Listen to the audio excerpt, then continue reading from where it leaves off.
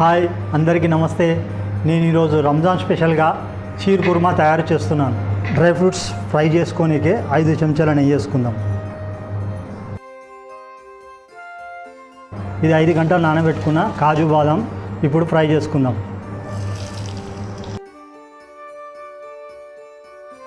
ఇప్పుడు పిస్తా కూడా ఇట్లా కట్ చేసేసి ఫ్రై చేసుకుందాం. ఇప్పుడు చిరంజి కూడా వేసి ఫ్రై చేసుకుందాం. ఇవి ఫ్రై అయినాయండి బాగా. ఇప్పుడు దీన్ని పక్కకు తీసేసుకుందాం. ఇప్పుడు ఇన్ననే కిష్మిష్ కూడా వేసి ఫ్రై చేసుకుందాం.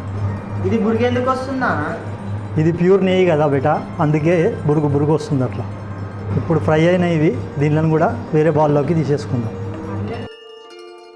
ఇప్పుడు దీంట్లోనే సేమియా ఫ్రై చేసుకుందాం. ఇప్పుడు సేమియా ఫ్రై అయింది, దీన్ని అలాగా తీసేసుకుందాం.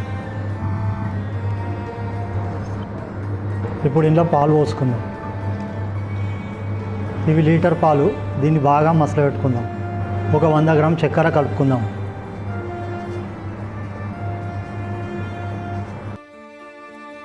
ఇప్పుడు ఈ ఫ్రై చేసుకున్న సేమియా ఇంట్లో కలుపుకుందాం. ఇప్పటిదాకా ఫ్రై చేసుకున్న డ్రై ఫ్రూట్స్ వేసుకుందాం. ఇప్పుడు దీన్ని బాగా కలుపుకోవాలి, ఎందుకంటే ఈ సేమియా బాగా ఉడకాలి. ఇప్పుడు కొద్దిగా మిల్క్ మేడ్ వేసుకుందాం. ఇప్పుడు ఫైనల్గా ఇలాచీ పౌడర్ వేసుకొని స్టవ్ ఆఫ్ చేసుకుందాం.